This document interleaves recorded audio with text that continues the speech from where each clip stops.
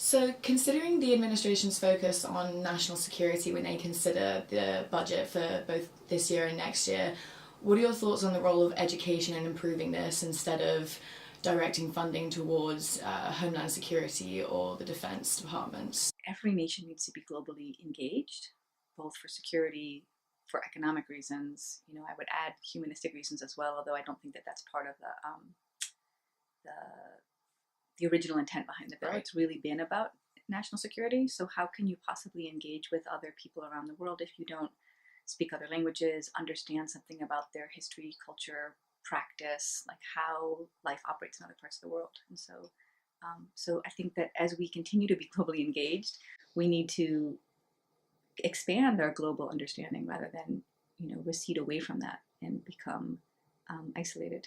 I think diplomacy takes shape in very different levels. You could be working with the State Department, you could be working in foreign service, or you can be an ambassador of your country just in your interactions with people in different countries. And so I think for me, it helps me be a better representative of the United States when I travel to Portuguese-speaking countries. When people think of national security, you could say, okay, well, now you have people who can work at the CIA speaking Portuguese, Right. but it can also be in much more subtle ways of minimizing conflict. If you are looking out for your own national security, you need to know how these other countries function. How are we supposed to work with different organizations like the United Nations? And to be able to be a good and well-functioning country, you need to be able to learn about other countries so you know where they're coming from when they produce different types of programs and legislation. What about the kind of less commonly taught languages such as indigenous language such as Quechua, Nahuatl? Do you think that students would have less interest in learning these if these programs will cut? And obviously learning less commonly taught languages is a huge part of fostering international relations. If the programs didn't exist, the whole possibility really of teaching these languages and of understanding communities that speak these languages would start to unravel, right? Because part of what these programs do is they make that infrastructure possible. And so it's an interesting thing in terms of national security to go back to that question. What we've realized is that it takes decades to really create an infrastructure to learn various languages. And you don't always know when, in terms of national security, other languages are going to be really important. I'm really interested in public policy in Latin America. And so if I want to work in Latin America and not need a translator, I need to have fluency in Portuguese. So throughout my life, I've been really interested in other cultures, and I think it's really important to learn about them and learn how they interact with our culture because we live in a global world and a global economy. And so being able to work with different cultures is really important, and knowing those different cultures. I was fortunate enough to receive the summer floss last summer, and I went to Middlebury College's Portuguese summer immersion program.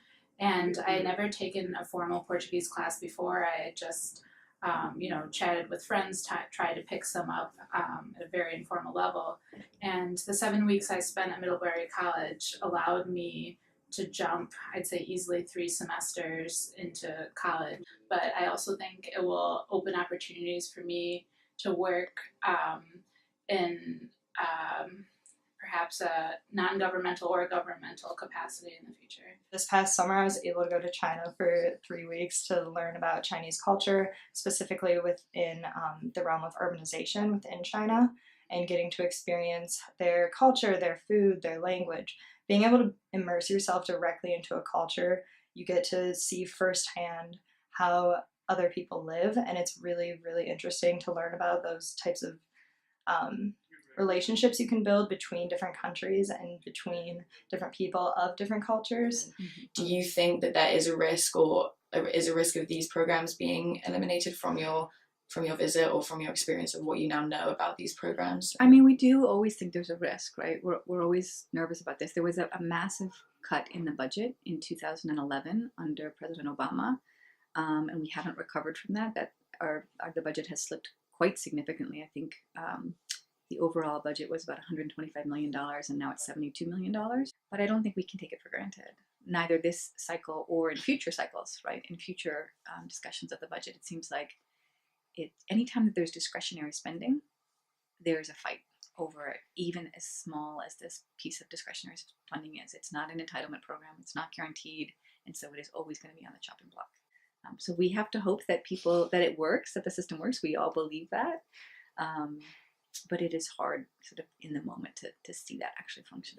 There's such a big tendency now, especially at the University of Michigan, to think that it's all bad in the Trump administration and this is the worst that we've ever had it, which for a lot of reasons we can see being true. But do you think that the current administration poses just a similar threat to the previous administrations to do with higher education and funding to higher education, or is there a bigger threat, do you think? I do know that there's a lot of concerns about wanting to scale back the government's role in education. And as somebody who works at a public university who went to public schools, that's very distressing to me.